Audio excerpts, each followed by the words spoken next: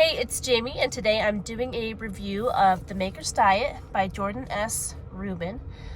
It is a diet that is based off of the dietary laws of the Old Testament, and as such, it does not allow pork, it does not allow shellfish, or for meat to be eaten with dairy in the same meal, because it is based off of those Old Testament laws. Now, the first about 3/4 of the book, I would say, is scientific studies, success stories, just explaining different parts of why eating the way we eat now in America isn't a good way to eat for health, and why following the biblical basis for a diet is better and healthier. It also talks a little bit about like essential oils in there too. There's a chapter on that, but again, not what I'm mostly interested in. I was more interested in the diet itself, which is what I want to talk to you guys about today. The diet has 3 phases. Phase 1, which is the first 2 weeks of the diet, a pretty intensive detox. Phase 2 is the following 2 weeks, which is you get a little more freedom with what you eat, but it's still not everything that will be available. Once you hit week 5, after the 4 weeks of detox, and you hit week 5, it opens up to what the eating lifestyle is going to be. I like that it's set up that way because it gives a little break, and your mind can wrap itself around a 2-week time period rather than, the rest of your life. So the initial 2 weeks, the first 2 weeks, it allows you to eat meat and fish with scales. It allows you to eat most vegetables, healthy oils such as olive oil and coconut oil, berries, and citrus such as lemon, lime, and grapefruit. Not oranges, because oranges actually have a decent amount of sugar in them. And that's what you eat for the first 2 weeks. You don't eat grains, you don't eat dairy, you don't eat a lot of nuts. I think the only main nut that is allowed is almonds.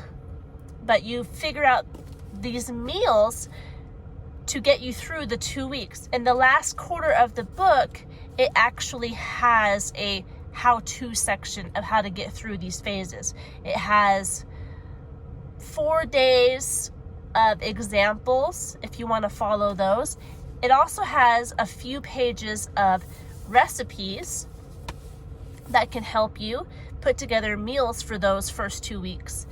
And it's the same for phase 2 and phase 3. Phase 2 opens up the diet more. It adds a bunch of fruit back in, except for banana and mangoes because they are pretty sugary.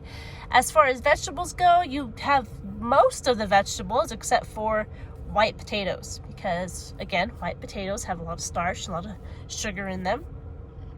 But you can have corn and sweet potatoes again, which you couldn't have the first 2 weeks. And that is phase 2. Phase 3 opens up the diet for what you're going to be eating the rest of the time. So it's like it gives you whole grains. Those are added back in. Your potatoes are added back in. Bananas and mangoes are added back in. And by this time, your nuts are added back in. Peanuts, pecans, walnuts. The point being, it's divided into these phases, and it helps you be able to tackle just 2 weeks at a time. And by the time you get into week 5, or the rest of the lifestyle of eating, you've been through a 4-week detox where you're not relying on processed sugar, you're not relying on boxed foods or eating out, but you're eating at home, you're eating whole foods, you're eating clean foods. And the main thing for me is a lot of that sugar intake has come down, because I have always had a sweet tooth, and my diet before trying this was largely made up of breads and sugars, especially coffee drinks, because I love coffee drinks, sweet coffee drinks. So in doing this, your sweetener comes from honey and fruit. Now, it may sound difficult or it may not. I don't know your situation or what you're used to eating, but I do think it is very beneficial, and I think it is something worth trying, something worth looking into for your health. And I am glad that we have been going through it. We're 2 weeks in, so we just finished phase 1. We're starting phase 2 today, actually. So I'm excited to start phase 2 and to move on to phase 3.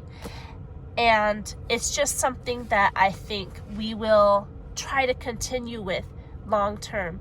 Whether we lose a ton of weight or whether we just become healthier in our eating habits, it's going to be a good journey, and I'm excited about it. In addition to the recipes in the back of this book, I also purchased the Maker's Diet meals. This is just a cookbook. It has breakfasts and salads and desserts and drinks, smoothies, beautiful pictures. I like cookbooks with beautiful pictures.